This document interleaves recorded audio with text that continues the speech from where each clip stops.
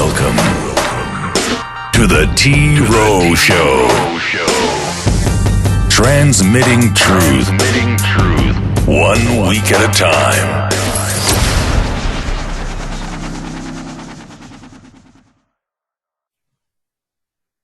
Welcome to the 31st episode and broadcast of the T-Row Show. This is your host, Keith. Got Tony and Stu on the line. Say hello, guys.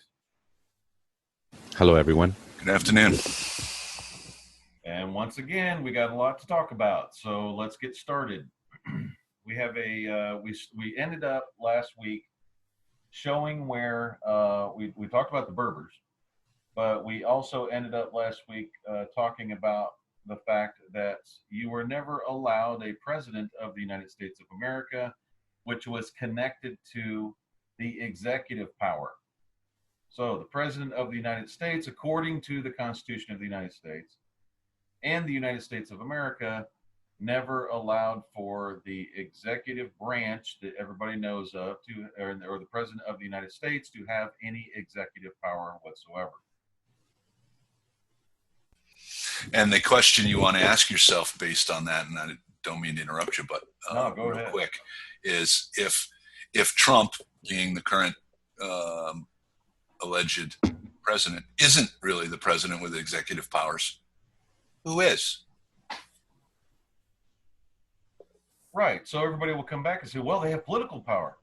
So everybody listening to the program, we can sit there and say, okay, there's the Republicans and Democrats. We did there was a condemnation of the Democrats in the Reign of the Heaven Society post this week. And there's a reason why we could do that. Okay, there's a reason why it can be done. So most people, everyone will put down. I'll say we'll put down $1,000 to show us where the Republican and Democratic Party are national parties, because in fact they're not. Which means the people were never given or never allowed to have and been withheld deceitfully any executive power to give to something or any political power in the country. Let's show you.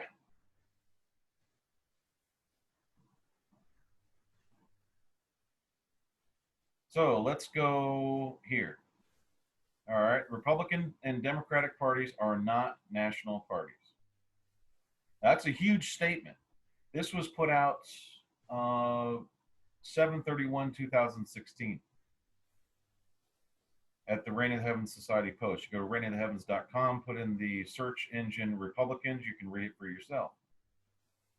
It says the North American National Party is a real national party where the Democrats and Republicans are 527 organizations.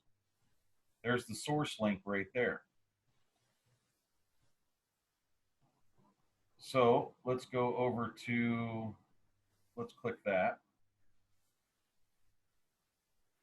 What form of business organization do the Republican and Democratic national parties take, LLC or corporations? The national political parties, they call them the national political parties. Now that's funny, okay, are non-profit corporations exempt from taxes under the IRS code as a 527 organization. So they're not national political parties. They're 527 organizations. That's it. 527s can also be independent political action committees, but the Republican National Committee, this is in name only, right here, and the national political parties are in name only. You didn't have any until the North American National Party. And the Democratic National Committee have been sheltered under those rules for a long time. What's a 527 organization? Let's click here because I think they have it. I think I had it here also. Close some of these windows out. A 527 organization or a 527 group is a type of a U.S. tax-exempt organization organized under Section 527 of the U.S. Internal Revenue Code. A 527 group is created primarily to influence the selection, nomination, election, appointment, or defeat of candidates to federal, state, or local public office. They're just there to influence it. Yeah, I think another key word there is the word under. Under. Under Section 527. Is that what you're talking about? Yeah, organized under Section 527. That's right. You know, they're answering to the Internal Revenue Service Code. Okay, folks, can y'all imagine a political party answering to anybody? They're the ones that make the laws. A real political party makes laws. You see that over and over throughout history. A real political party are the ones that make the laws. Give you for example, who created Obamacare? Nobody has a clue who created it. It wasn't Obama. He just put his name on it. Okay? It's a socialized medicine system. It has no business being there. In other words, it has government involved in your personal medical stuff under a socialist communist party. And people are crying about it.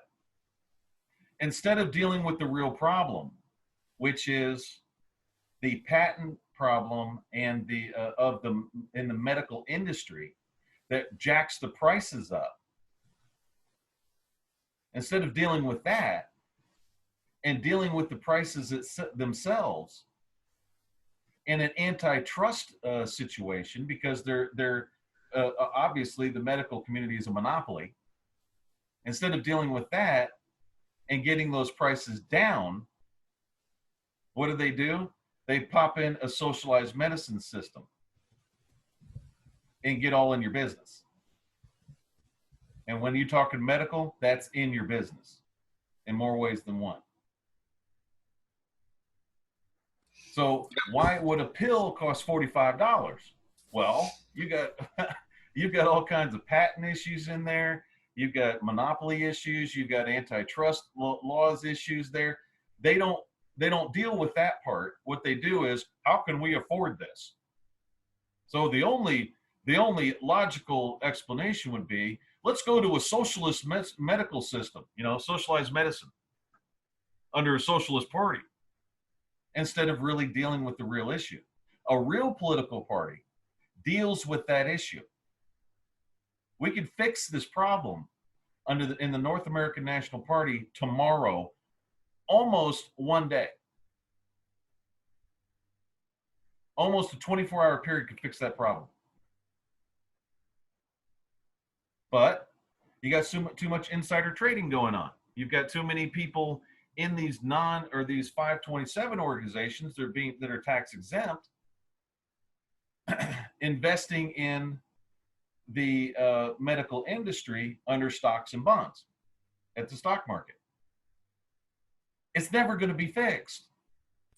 Yeah, consider how it really, the apparatus is really set up. If I'm a Republican and within their system, and I'm true blue, I'm gold-hearted, and I'm looking to change things. Well, I can only bring, because I answer to the IRS code, I can only bring legislation that is going to stay within the IRS code. So how can I really facilitate change when I have those restrictions on you? Yeah, exactly. When political parties have basically no restrictions other than human rights. Correct. And political rights. So we've talked on past episodes of the show, the dog and pony show, the play that is put out in front of the public each and every day. Well, here's part of the reason why they have to do that. You constantly have to lie on a daily basis. Then they come in and say, oh, however, in common practice, the term usually applied to only to such organizations that are not regulated under state or federal campaign finance laws. What?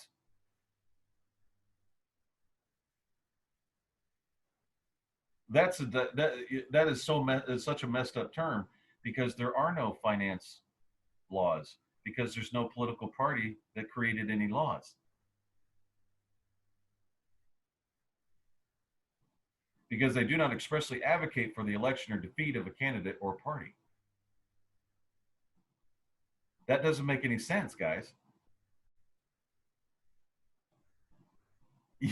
You don't have any federal campaign finance laws because you don't have any political parties. You've got a tax-exempt organization. That's that all. Influences the selection, nomination, election, appointment of or defeat of candidates to federal, state, and local public office. Does everybody see how messed up this is? On this, I mean, think about it. You don't have any federal campaign finance laws because you don't have any political parties that have the political power to make a law, because they don't have an executive, the executive power to do it, because they don't have a president of the United States of America, and wherein that office was supposedly given political powers, or I'm sorry, executive powers. So there was never anything signed. So if you don't have any executive power to sign a law, why have political parties? Well, that's what they did. They just tell you they exist. Yeah, they just do it in name only because nobody goes and looks at it. It says there are no upper limits on contributions to 527s and no restrictions on who may contribute. What? There are no spending limits imposed on these organizations. The organizations must register with the Internal Revenue Service, publicly disclose their donors, and file periodic reports of contributions and expenditures.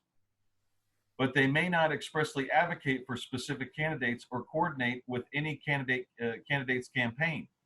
Many 527s are used to raise money to spend on issue advocacy and voter mobilization. Examples: the 527s are Swift Boat Veterans for Truth, Texans for Truth, the Media Fund, America Coming Together, the Progress of America Voter Fund, and the Secretary of State Project. Obviously, this particular explanation, okay, did not coincide with what this guy was saying here, because this guy was telling them this is what they are. They're 527 organizations. Here's the Democratic Party. And this also explains, by the way, before you get into the Democratic Party itself, this also explains, does everybody remember the Laura or Linda Lerner scandal from, I don't know, probably 4 years ago, 5 years ago, where she got caught targeting Tea Party political action groups? Right. I remember that, yeah. Here's your apparatus for that, right? Because she's part of the IRS. So all these alleged political parties have to answer to the IRS. They're not, again, they're not true political parties. They're corporations that have to adhere to IRS code. So she's capable then of exerting pressure, administrative or bureaucratic, and hurting their efforts. Right. So you have corporations calling themselves, just because they call themselves a party doesn't mean they're actually a political party. That's not what that means. It's just a name only. So that even floats down to the state level too. Yeah. Because there are Democrats and Republicans in there. They're private companies that are creating these private company laws. Yeah, let's just take 30 seconds and clarify that. Just because something has the word national in the name doesn't mean that it's a government organization or is a national presence. That's just a name. Just like you can have Illinois Ambulance, doesn't mean that it is representing, is funded by the Illinois. It's just a name, Illinois Ambulance. Right. And this right here, this was their logo. They just decided on, I think, is 2009. Because this isn't the what was it? The donkey is not their real logo. Yeah, weren't they the donkey and the GOP's an elephant? Yeah, this is not their real logo. It's a symbol. It says the donkey party logo is still a well-known symbol for the Democratic Party, despite not being the official logo of the party. It's right here. That's not the official logo because it was never a party. It's So always been a private company. Right. So we have a Democratic Party that puts out that it's a political party, national political party, and it's not. And it puts out logos that aren't even its logos. That aren't even its logos. That's messed up, isn't it? Yeah. And they just decided on this one for their company. So this is their actual logo for their company. I did some reading on it, and that's what they did. So you guys, you don't have any executive power. You don't have any political parties. You got in squat. The government of the United States of America is not incorporated anywhere. Its political party is a national party, a real national party that makes laws. And has real nationalities. So, what you waiting for? American nationals really aren't even subject to this government, according to the Articles of Confederation, May 5th, 2015. They're not even subject to it. You can start your own states or do whatever you want under that, as long as we have you on record and you've been vetted and documented. Now we know who you are, and you have an oath and affirmation to your country. You have the authority to do what you need to do. So what are you waiting on? That's the craziest part. We had another one here. It was a Texas prosecutor. This one is ironic and funny at the same time, because you've got a Texas. We know the unethical relationship that goes on between a prosecutor's office and the police. We all know that. And what I mean by unethical is, whenever the police are caught doing something they shouldn't be doing, the prosecutor covers them. He never prosecutes them. Whenever the prosecutor does something he shouldn't be doing, the police gang stalk the witnesses against the prosecutor. And they harass them until they get rid of the problem.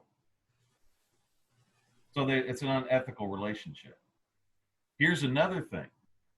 The laws that they're enforcing are not laws because they were never passed by political parties that had any political authority whatsoever, because they're 527 organizations. Private companies trying to make laws. So when you have a private company making creating bylaws for itself, it only applies to people that are part of that private company, expressly a part of it. In other words, they're getting paid. A private company pays things. You know, they pay people. If you're not on the payroll, you're not subject to it. If you never received a check, you're not subject to that. Anything that their bylaws come up with. So it's inherent that an office of the prosecutor and the police, that situation and legal framework was set up to where both parties are trafficking people into their little company. Now, why do that? Why not just do the right thing? It's because they're anti-government. The same thing that they've been accusing everybody else of doing, they're the anti-government folks. They hate government. They don't like it. So since they're anti-government, what I mean by that, you're talking about legislatures and political parties and all that, all of them are anti-government because they won't turn their parties into national parties. They want real ones with real political power. They won't pass real laws. They're anti-government. They hate government. Yeah, and it also helps ensure that they stay on top. So as long as they've got the illusion of law and order on their side, it'll continue this way indefinitely, which is why we need to Wake up. That's right. Need to wake up, folks. Let's show you you want to, does everybody want to see the future? We'll show you the future and what's getting ready to happen to this country here. Okay, if you guys want to, I think it was you, Stu, that was going to cover the migrants and German festival. Sure. Just give me a moment here to screen share. This is what you're going to see in the future, folks. This is where this plan is headed. Should be showing up anytime now. You got it? This is from the 17th, so yesterday. Migrants turned German festival into a rape fest. Here's a picture of, an environment. I assume it's part of the festival. But what occurred was some migrants went in, and amongst the populace that were attending the festival, they targeted some females and committed assault and or sexual assault on them. Here's one of the victims, a 17-year-old girl, was held down by 3 Afghan migrants, according to police. Okay. The police also believe there was more rape victims who have not yet reported the crimes. In other words, they haven't come forward. They could be scared, or they could be in the hospital and they're not capable of providing a statement yet. They don't comment on that. Go down to that one statement there made by the police. This is hilarious. We hope that further possible victims or witnesses will report to us. The violence, this is what you're referring to, I believe, here. Yeah. The violence towards the police was frightening, an official stated, adding that it was unheard of until now. You got it. Okay. Additionally, I want to throw this in here, this paragraph here.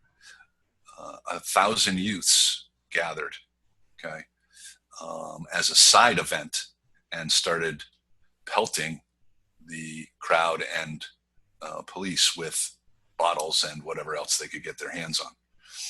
Okay. The note that there's not a reference to who the 1,000 youths were. Okay. But you can assume that probably a decent percentage was migrant, illegal immigrants or migrants, however you want to view that phrase. So what have we got here? One more thing I did happen to notice. We're down here, and here's the first reference to Muslim migrants in the article, and it's probably, I didn't count them, but I'm guessing it's paragraph 8. So you see how the media can play games with providing information. They bury it. That's called burying something in an article. Wouldn't perpetrators be it's kind of an important component to the article, and yet here we are down in paragraph 8, 9, 7, whatever it is. It takes a while to get to that particular information because they're hoping that you just read the headline. Right. Okay. Now let's get to a real life situation what I mean by where is this headed? The violence towards the police was frightening, and officials stated, adding that it was unheard of until now. Mm-hmm. Okay. So in Germany, it's the same type of thing. You have an unethical relationship between the German police and the prosecutor, office of the prosecutor. Unethical by meaning they cover each other's crimes, which is corruption within itself. Now, they have isolated the people from themselves. So that unethical relationship has naturally, by natural law, isolated the people from that unethical relationship. Now it's the people against them, or them against the people. You have a third party that comes in, doesn't give a damn about your uniform, and starts attacking you, the police. Can you honestly expect that the people will come to that aid? and feed or be a part of that unethical relationship. Did you see any of the people in Germany coming to the police, the defense of the police? No. Yeah, exactly. And who we get back to this? Who are these 1,000 youths? You know, I'm only speculating. I freely admit that I'm only speculating that a certain percentage of it was migrants. You know, there certainly it's possible that a certain percentage was you know, some Germans that are fed up and, you know, are ready to take some pot shots at authoritative representatives.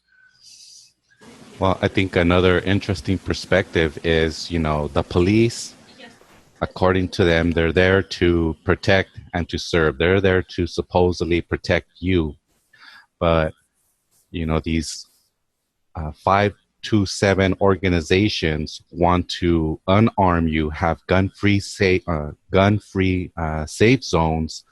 So if people are attacking the police and they're supposed to protect you and now you're unprotected, how are you going to defend yourself? Let's get on to where's the prosecutor in this? You don't see him out there with his police friends, do you? His butt's sitting at home. Yeah. And I'm sure the mayor was too. Yeah. They're sitting at home, man. They're going to be poolside. Yeah. Poolside getting updates. You don't see them coming to your defense. Mr. They're just Police. watching it on TV. Yeah. So that unethical relationship between those two organizations, and I'm just going to call them organizations because they're not government at all, because they don't have any political authority. That needs to be thought over once again. In other words, y'all need to rethink that, because what it comes down to is this. Eventually, what happens is the Muslim migrants, they hate your guts, whether you like it or not. We're going to prove that here in a minute. And they're going to go after police after a while. Now, once they've gone through the police, guess who they're coming after next? They're going to go after the public locals, what they call local officials, and you know, in quotations, local officials. Who's going to protect you guys? It sure as hell ain't going to be the people you've been fleecing. They're going to wait. Yeah, law enforcement is being targeted. I hope people can see that vision here. That's what this whole construct is designed to do, is expose law enforcement to violence over a specific window of time.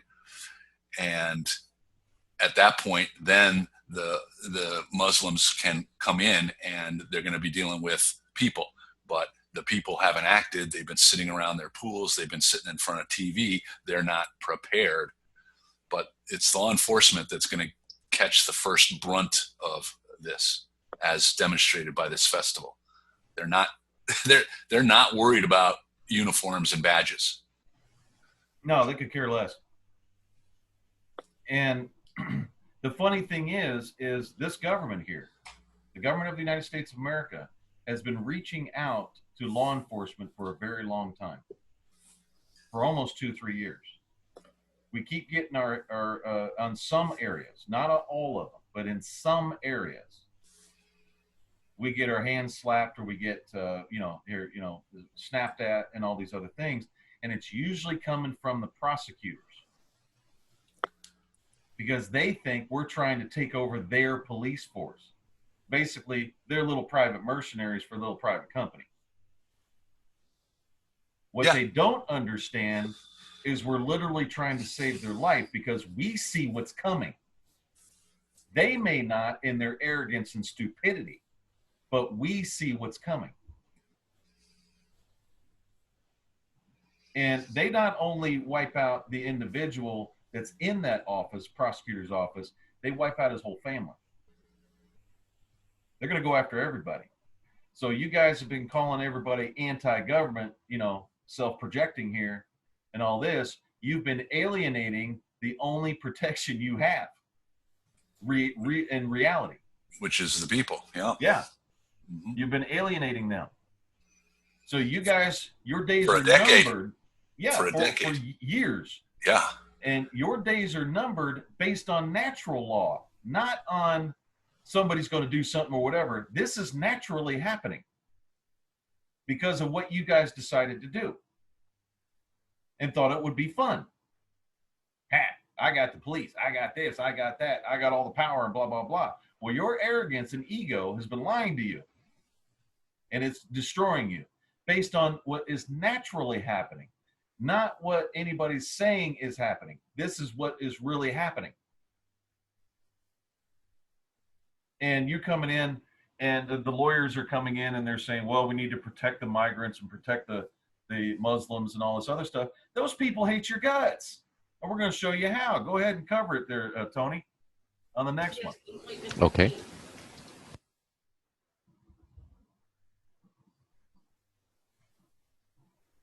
Let me know when you could see it.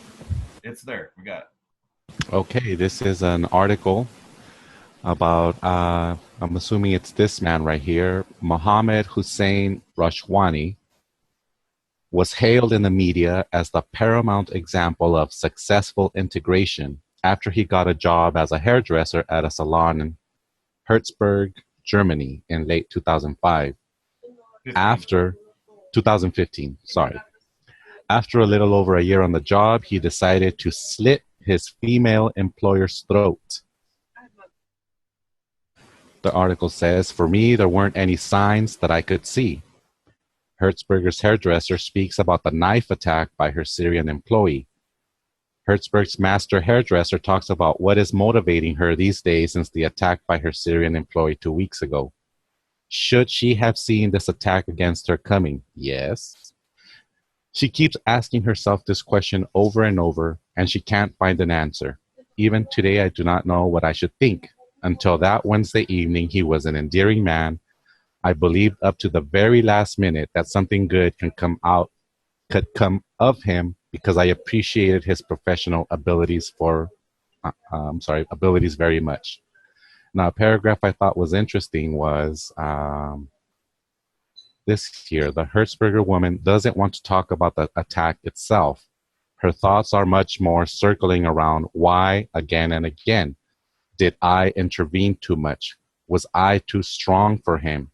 Did we, my husband and I, organize too much for him? These and other thoughts are constantly crossing her mind. But there weren't any signs that the Damascus-born Syrian maybe had other plans.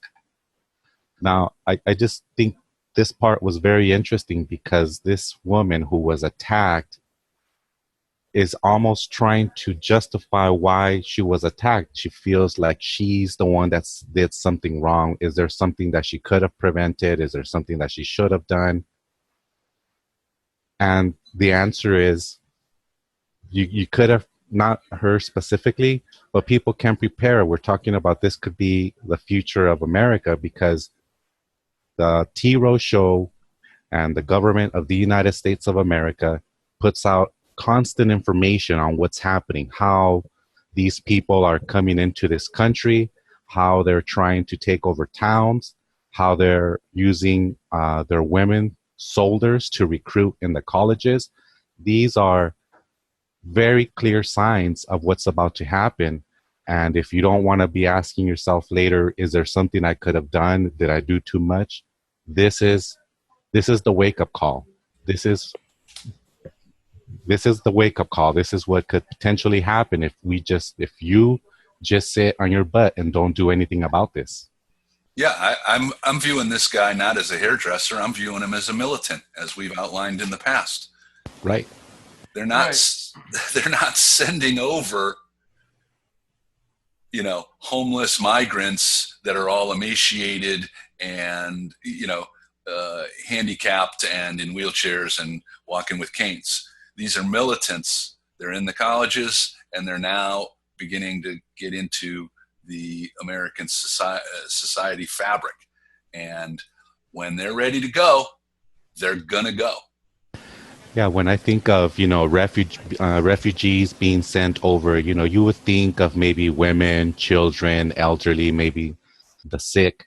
But what's really happening is these so-called refugees are men between the ages of 20 and 30 approximately, which would mean they're of fighting age. And, you know, they're not really refugees. So wake up, people. Okay, let's look at this picture. That's him in the picture cutting this guy's hair, right? Okay, Yep. and there's three women right next to him. Okay, right now, when they took that picture, that man's thinking, I hate every one of you, based on what he did. He's thinking it right there while he's cutting this man's hair. And when I get a chance, I will slit all your throats. Yeah, clearly he's an infiltrator. And why? Because these women, number one, he's working for a woman. That's strictly forbidden for women to work anyways under Sharia law. And those women are whores to him because they don't have their bodies covered. They're disgusting pigs to him. But he's sitting there playing the game. Right there, he's got the little, see his face? That he's not smiling, is he? He's marinating in hate. That's right. He's not smiling. Look at his at the picture. People don't see that. You see the women smiling because they're going, "Oh, we're doing so much for other people, and we're going to get all kinds of praise from Jesus." Okay, right. That's what they're thinking. And the guy sitting in the chair, obviously it's a picture there, but look at the man's face. He is not in any way smiling. He's not happy. Look at his eyes. He went in there, he played the game, he got close enough, made his move. No one ever thought about it. And then the woman is blaming herself. Yep. Yeah, Did I do too much? That's classic. She's blaming herself for it. Classic indoctrination there. It's unbelievable. Blaming herself, and this man had this planned when he walked in the front door. He just waited to make his move. He had it planned from the beginning. And folks, you have really got to start watching people and the way that they look, the way that they operate, the way that the expressions on their faces, because they're not going to tell you the truth, but you will get the truth when you start seeing how they react to things. There's a body language site on YouTube, and go there. Just put body language, you'll find it. And she's really good at what she does. And she shows all the body language, what they're really doing, what they're really thinking, what's really going on. Not what you think you're seeing or what you're hearing, but it's what you're seeing. That you're not really picking it up, like somebody raising their eyebrows. Basically, somebody that raises their eyebrows when they're talking, they don't really believe what they're saying to you. And so when you start seeing the body language, anyone who is smart enough would see that this man has no intentions of abiding by his agreements, which means employer-employee relationship. He has no intention of doing it. He's just going to wait. That's how they operate. Yeah, I don't think he's there for the employer-employee relationship. He's a terrorist. He's an operative.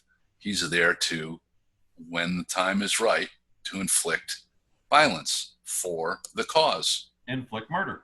Yeah. He's there to convert people, and if they don't want to convert, then they're enemies and they get killed.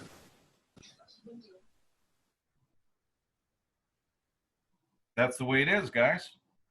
So we know the future of America right now. We just told you what the future was, and we didn't need a crystal ball. This is all just basic common sense. So we're going to reach out to the police one more time. We are not your enemies. We are government. Stop being tricked into going against government by anti-government people. People that are politically anti-government. Anyone who's a communist, that's an anti-government guy. Communism has never lasted more than 50 years. Why? Because it's illegal. And number two, it's not a government. Socialism isn't even a form of government. They sold you that bill. They sold you the bill because Obama could sit there and sell you basically your own mother. The way that guy talked, he could sell you socialism and communism in a heartbeat. Well, isn't that the case, right? Ever since Reagan, I guess, is really the first one that stands out in my mind.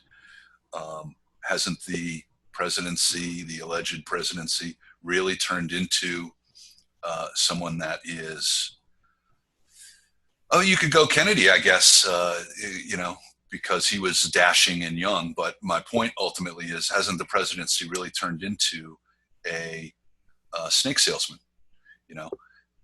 If you're not good on TV, if you're not capable of delivering the speech consistently, you're probably not going to be placed into that position. Yeah, a snake oil salesman. Let's give him an example. When Obamacare came out, nobody caught this. Nobody even said a word about it. It was amazing to watch. Obama, before he signed it, it went to the Supreme Court, the U.S. Supreme Court. And they declared it constitutional. Well, nobody had challenged it yet. It wasn't even signed yet. What? You took it to the Supreme Court before it even went into play? So what was it really? What is really coming out of the U.S. Congress?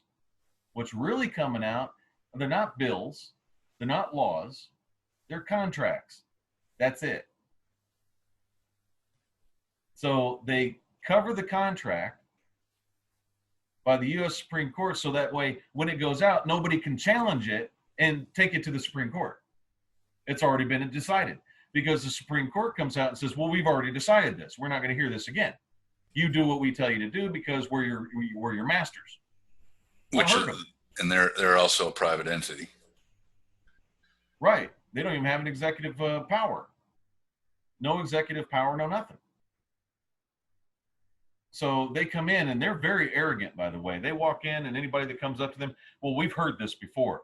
What's your confusion? We've already made this decision. Very arrogant people and very dictatorial. So he runs his contract over to them. And then once it's already decided, he pops it out there. And now here's your contract, guys. You have to buy this and I'm going to show you and tell you how to spend your money and where your money's going. And if you don't, we're going to steal your money. That's the contract. This is a deal you can't refuse. So, as long as we're talking about money, let's talk about the difference between a USD that's not recognized by anything, any constitution whatsoever, on any of the 50 states or the District of Columbia or Manhattan Island, and the Continental Dollar, which is a national currency. Yeah. Can I interrupt real briefly? The Continental's critical. We'll get to it. I just want to drive the point home to perhaps new listeners. I've got a quick screen share that I'd like to put up. And let's see. There it is. Here is MANTA, Internal Revenue Service. Note the yellow here. Internal Revenue Service, a privately held company. Okay. We scroll on down. Federal Reserve, privately held company. Slide on down. Social Security Administration, privately held company. And U.S. Supreme Court. That's why I pulled it up. You were talking about the Supreme Court. And here it is. We are a privately held company. In Washington, D.C. Proudly doing business 226 years. Privately held company. Okay? That's IBM. That's Microsoft. That's coffee McDonald's. shops. Well, think about it this way. It's 226 years. That means you never had your Christian constitutional republic, ever. It never was that 226 years ago. Right. And further than that. Yeah. 240 years ago. It was never a Christian constitutional republic. It never existed, guys. And they're admitting it right there. Yes. And you can show them that. They go, well, it's over here. No, it's because your brain does not compute that it never existed. We've said this over and over and over again. It never existed. That was something that was sold to you to give you a carrot to put in front of your face so you'll still walk around the circle. Because eventually you'll get that carrot. And slip them money. Yeah. It was never there. It was an oligarchy. It always has been. An oligarchy is not a constitutional republic. Give up the ghost. Give it up. It's not there, but it is here now. Legally, lawfully, it is here now. And the difference between the Continental Dollar and the USD is the Continental Dollar doesn't carry a 20 to 60 year prison sentence with it.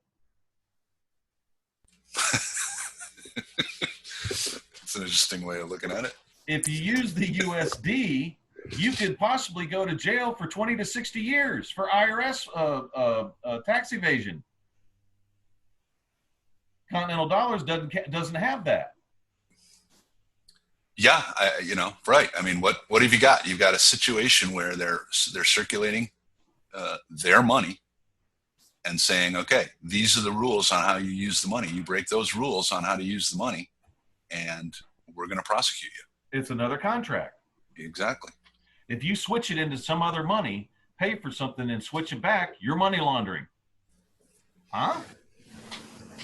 And it's money that their own constitution doesn't even recognize. That's right. There's no such thing as a Federal Reserve note in the Constitution, in their own Constitution. It doesn't have an executive branch or any political parties. It doesn't carry with it the Continental Dollar doesn't carry with it that you have to hire an accountant to keep yourself out of jail.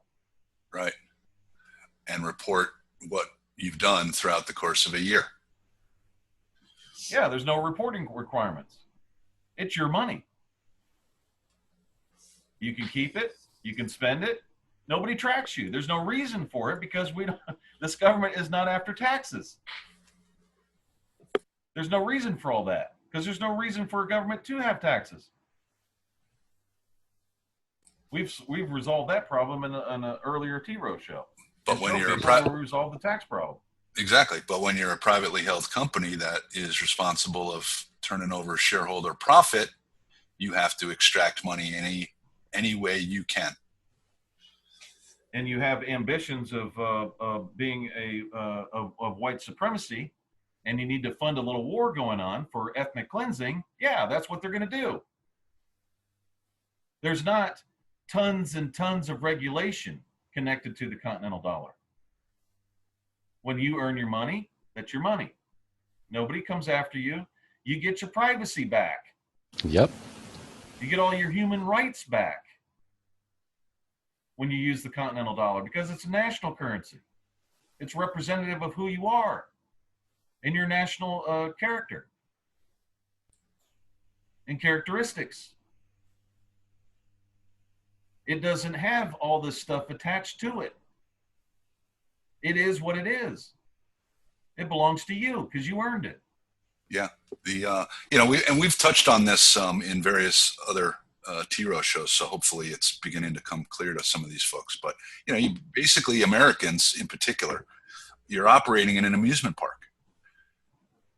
We have a Continental Dollar that would be used out in my example here, that would be used outside the amusement park. And what the United States is requiring is that when you enter the amusement park, you cash those in for their script, the Federal Reserve note, meaning the tickets that you would buy at a carnival or tokens. Yeah. And you walk around thinking that's when you're inside the amusement park, you're walking around thinking that's the reality. And it's not. You have a national currency, just like Mexico has one. And Japan, almost all countries of the world have national currencies except the American society, So you got to break out of that mindset. The Continental's here. It can be used. Should be used. Yeah, and you don't have a Department of State looking over your shoulder all the time, trying to find a crime to politically destroy you because you become a political opposition or some crap. You don't have all that stuff. There's no Nazi crap showing up at your door. You don't have SWAT team busting down your door, looking for this and looking for that to try to find some kind of crime. Oh, we don't have we'll do a warrant a couple days later in case we find a crime. That's where the prosecutors and the police are alienating the people because they're following the edicts of an anti-government communist pinko. You got to stop doing that. If you want your freedom, Continental Dollars. No, but you want your privacy, you want your human rights, Continental Dollars. Use a different currency. You stick with the USD, it's got all kinds, millions upon millions of regulations and all these things attached to it. You can't do anything, folks. Yep, I was just going to mention that. The IRS code in and of itself is stunningly elaborate because that's all they really do is figure out more ways to monitor. Mm-hmm. Go ahead. Well, I would also like to reach out to the faith-based societies who are using Illuminati script without even realizing it. On one side of that script, it says "In God We Trust," and you think they're talking about the God that you believe in, but you turn that note around and you'll see Illuminati symbolism, and that's what you're walking around with. So you don't have that. You don't have any hidden images or any Illuminati images on the Continental Dollar. You got it.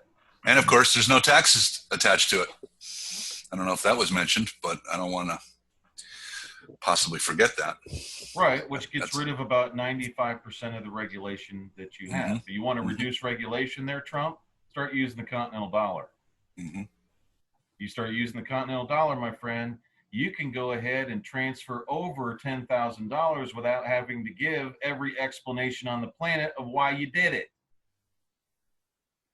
To everybody else coming to your house saying, are you laundering money? Are you into drugs? Are you into this? Are you into that? You don't have all that crap. Go ahead, Tony. Yeah, you're not guilty before you're proven innocent. I was just going to say, exactly. You're not viewed, as a criminal just by waking up in the morning. Yeah, you want to transfer $1 million? Transfer $1 million. Who cares? It's your money. It's your money. And whatever you're doing with it, you deal with it. Whoever you hurt, you're going to have trouble. You don't have to go around and tell everybody that, a government doesn't have to tell its people you're its children and they got to, take care of you and all this other kind of crap. You're grown men and women. You know what's right and wrong. If you have somebody complaining against you for something you did wrong, that's how it works. Government's there to settle the issue. That's it. That's all it does. So you want your freedom, you want your privacy back, go over to the Continental Public Bank. That's continentalpublicbank.com. The continentalpublicbank.com, you get $40 a day just for logging in. We're not transferring USD over there and all this other kind of crap. There's no reason for it because of all the liabilities that are attached to it. It's crazy. You're grown men and women. You're good people. Most of you, good people. You got some bad people in here, but you got most of you good people.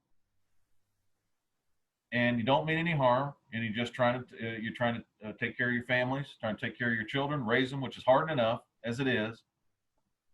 And you don't need anybody showing up at your door, asking a buttload of questions, invading your privacy and everything else. If the majority of the people were not good people, this country would have fallen apart a long time ago. I mean, think about the banking institutions now. I mean, to do a transaction, you have to provide them with, specific ID, but they also take fingerprints now.